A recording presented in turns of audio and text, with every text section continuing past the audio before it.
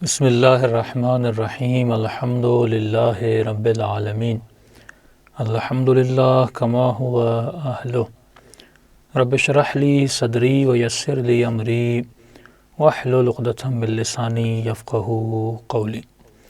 ہم رفتہ رفتہ آہستہ آہستہ قرآن کی تفسیر سے آشنا ہو رہے ہیں۔ بہت ہی مختصر تفسیر ہم بیان کر رہے ہیں تاکہ ہر انسان جو اپنی زندگی میں بہت زیادہ مشغلہ رکھتا ہے اور بزی ہے، کم از کم ڈیلی یہ 10-15 منٹ ایک آیت کی تفسیر سن لے تو میں دعوے سے کہہ سکتا ہوں آپ بہت سارے مطالب میں اور معانی میں بہت سارے جو طلباء ہیں یعنی جو حوزے میں پڑھ رہے ہیں شاید ان سے بھی آپ کی معلومات زیادہ ہو، کیونکہ قرآن میں تاریخ بھی ہے، ہدایت بھی ہے، کلام بھی ہے، ہسٹری بھی ہے، یعنی ایک بہت بڑا مجموعہ ہے کہ جس کے سننے کے بعد حالانکہ ہر انسان کو یعنی وہ طالب دینی ہو یا نہ ہو اس کے لیے ضروری ہے کہ کم از کم زندگی میں ایک مرتبہ تفسیر قرآن کو پڑھ لے۔ تو ہم تفسیر سورہ حمد بیان کر رہے تھے، اس کی آخری آیت ہے کہ صراط الذین انعمت علیہم غیر المغضوب علیہم ولا الضالین۔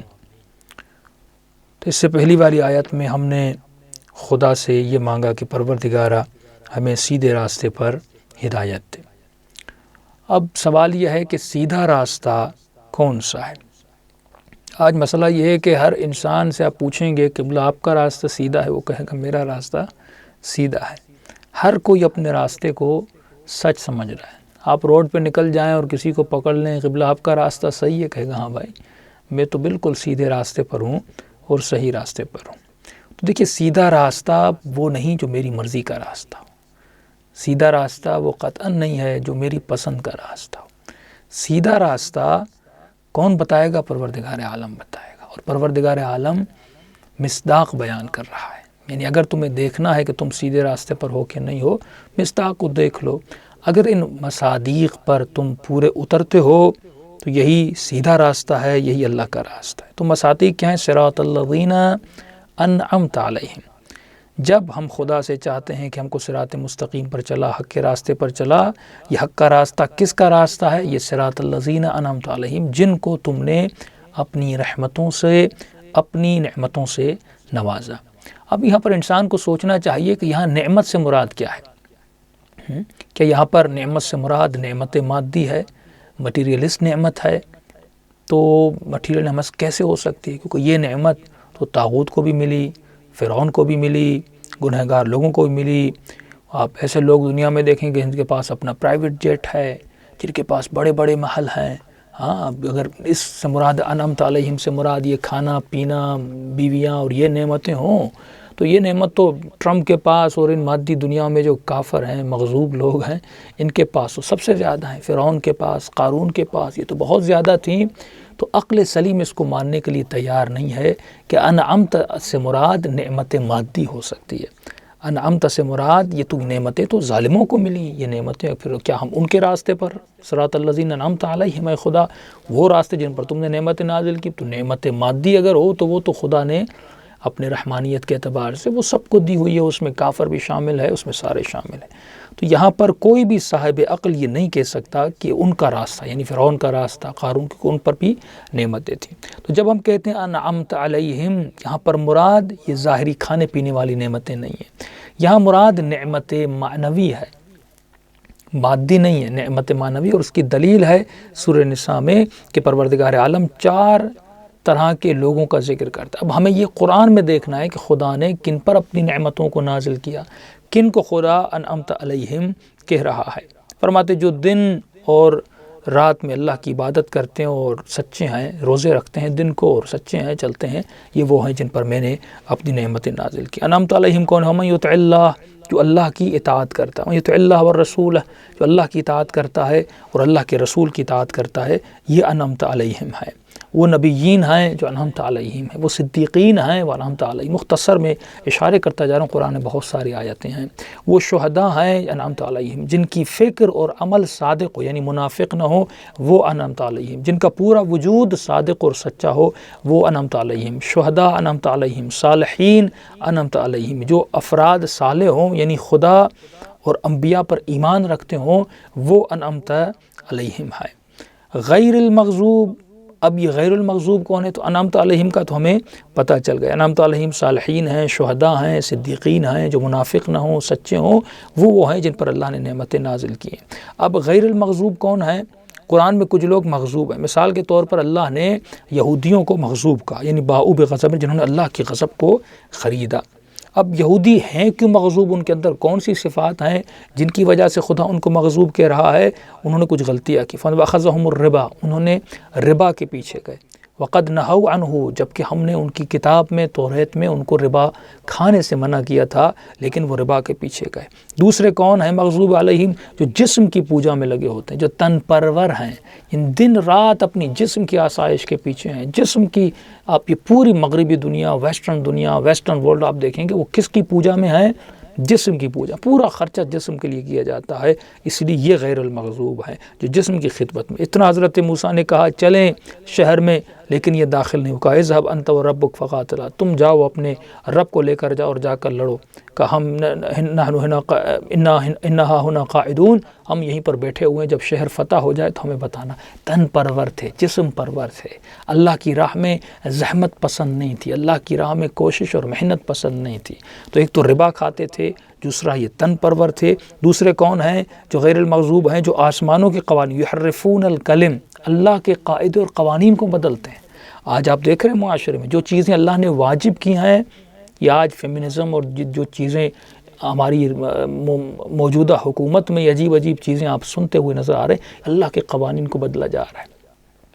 جس رشتے کو، جن نکاحوں کو اللہ نے حرام کیا، یہ لیسبینز، یہ گے، یہ سارے قوانین حکومتوں میں یہ روح یحرفون الکلم ہے، یعنی اللہ کے قوانین کو جو بدلے، تن پروری کرے، ربا کے پیچھے جائے، یحرفون الکلم، آسمانی الہی قوانین کو بدلے، تو فرماتے ہیں یہ وہ ہیں جن پر اللہ نے غضب نازل کیا۔ یہود کو خدا کہتا ہے فضلناکم علی العالمین، جن کو اتنی فضیلتیں دی، یعنی خدا نے ان کو عالمین پر مرتبہ دیا، لیکن فرمایا ذالک بما عصوا، انہوں نے معصیت کی، کیا کی؟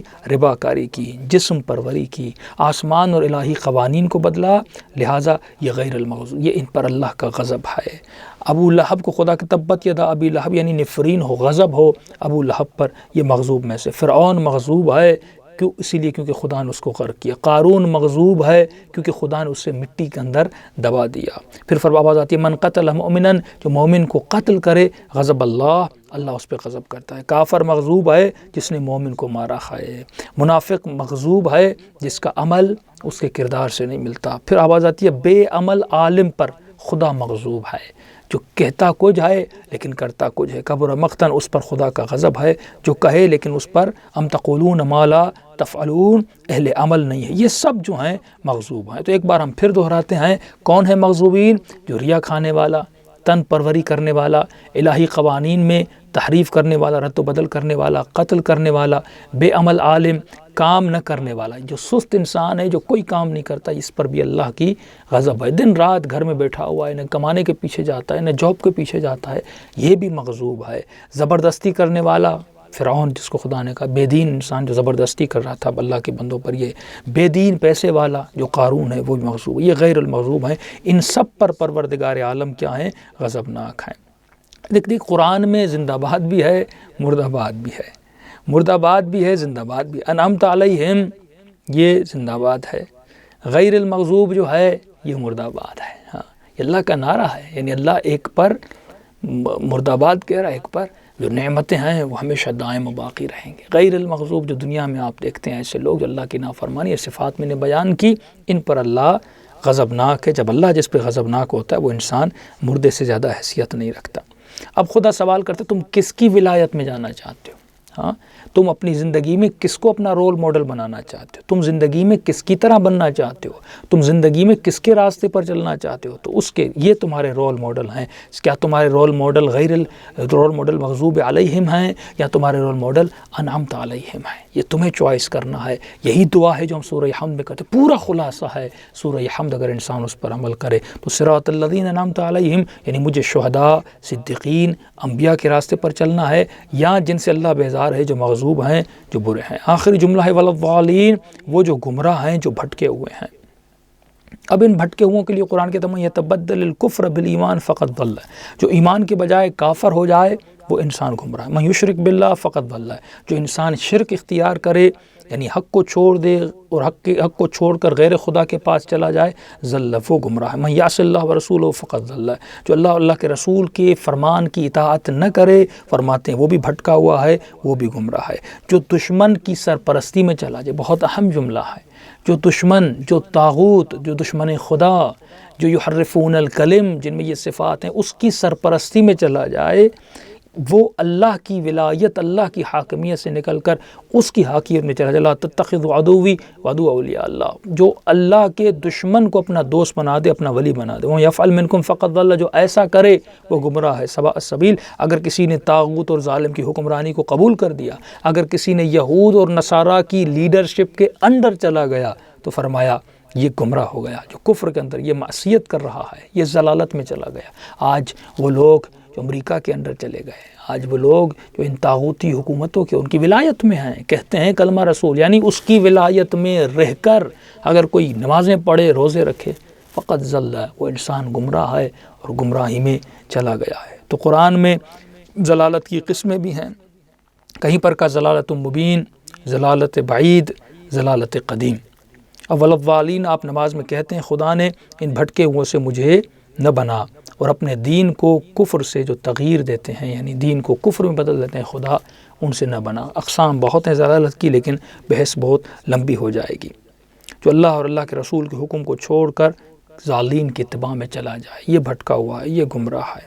اب آپ نماز میں تھوڑا سا دہرائیے، پہلے پڑھتے ہیں بسم اللہ الرحمن الرحیم، یعنی اے خدا میں تم پر امید رکھتا ہوں، میں اے خدا تم سے مدد کی توقع رکھتا ہوں، تجھی سے مدد چاہتا ہوں، تجھی سے توکل کرتا ہوں۔ اے خدا میرے وجود میں تیرا عشق ہے، اے خدا میں اپنے کاموں میں ہر کام میں رنگ خدائی لانا چاہتا ہوں۔ یہ بسم اللہ الرحمن الرحیم ہے۔ پھر آپ کہتے ہیں الحمدللہ رب العالمین، یعنی جس کے پاس جو حسن ہے، جس کے پاس اس کائنات میں حسین ترین انسان، حسین ترین نعمتیں جو ہیں، خدا اس کو حسن دینے والا، حسن عطا کرنے والا تو ہے۔ تو اس حسن کی وجہ سے میں تمہاری تعریف بھی کر رہا ہوں، اور اس عطا کی وجہ سے اے خدا میں تمہارا شکر بھی کر رہا ہوں، تم پر توکل کر رہا ہوں۔ یہ میرے وجود میں جو کچھ ہے پروردگارہ، یہ تم نے مجھے عطا کیا ہے۔ جب ہر چیز تم نے عطا کی ہے، ہاں، پھر راستہ بھی تو دکھاتا ہے، الرحمن الرحیم ہے، راستہ بھی تو دکھاتا ہے، تو ہدایت بھی تو مجھے دیتا ہے۔ جب سب کچھ تو کرنے والا ہے تو میں فضول میں کسی اور کا شکر ادا کیوں کروں؟ میں شکر ادا کرتا ہوں تو تیرا ادا کرتا ہوں۔ اپنی بندگی میں ہماری مدد کرو، اگر ہم صرف تیرے بندے ہیں اے خدا، ایاک نعبد و ایاک نستعین، ہم صرف تیرے بندے ہیں، بحول اللہ اقوم واقعد، اے خدا میں اپنے ارادے سے تو اٹھتا ہوں، لیکن اس ارادے میں تیری طاقت شامل ہے۔ یہ دو جملے بڑے عجیب ہیں، ایاک نعبد یعنی بس میں تیرا بندہ ہوں، یہاں پہ لفظ بس میں تیرا بندہ ہوں، کسی اور کا بندہ نہیں، میں نے اس کی تفصیل بتا چکا ہوں، لیکن اپنی بندگی میں یہ بندگی ایاک نعبد میں کر تو اپنے ارادے سے تیری بندگی رہا ہوں، لیکن اس ارادے میں نستعین تمہاری مدد شامل ہے۔ بحول اللہ یقوم واقعد، جب نماز میں آپ اٹھتے ہیں، خدا اٹھ تو میں رہا ہوں، اقعد و اقعد، کھڑا بھی میں ہو رہا ہوں، بیٹھ بھی میں ہو رہا ہوں، لیکن بحول اللہ تمہاری طاقت ہے، نستعین تیری طاقت، جو ہمت تو نے مجھے دی ہے، جو طاقت تو نے مجھے دی ہے، اسی طاقت سے تمہاری بندگی بھی کر رہا ہوں اور اٹھ بھی رہا ہوں۔ اے خدا اہدنا الصراط، میں ہوں ہی تیری بندگی میں، تو مجھے اب راستہ بھی تو دکھلا، اب مجھے مدد بھی تو کر، ہمیں راستہ بھی تو دکھلا۔ یہ وہ دعا ہے جو واجب ہے قرآن میں، ہر مسلمان اس دعا کو کرو۔ تو کسی چیز میں انسان سیدھا راستہ اللہ سے مانگ رہا ہے، جب آپ دعا کرتے ہیں نا اہدنا الصراط المستقیم، ہم کس چیز میں اللہ سے سیدھا راستہ مانگ رہے ہیں؟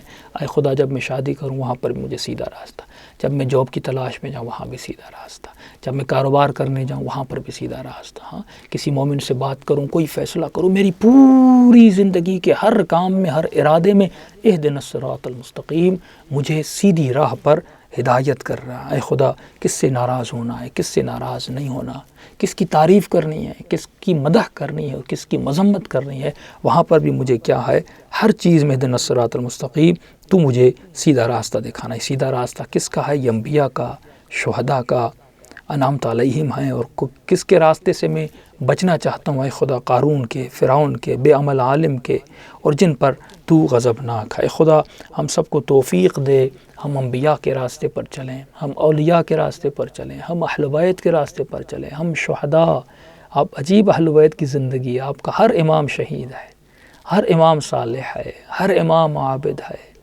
ہدایت یافتہ، ان میں ساری صفات آپ دیکھیں گے وہ پائی جاتی. اتنی عظیم ہستیاں پروردگار عالم نے آپ کو دی ہیں. الحمدللہ اہل بیت کے ماننے والے ہیں، اور خدا کا شکر ہے کہ ہم سیدھے راستے پر ہیں.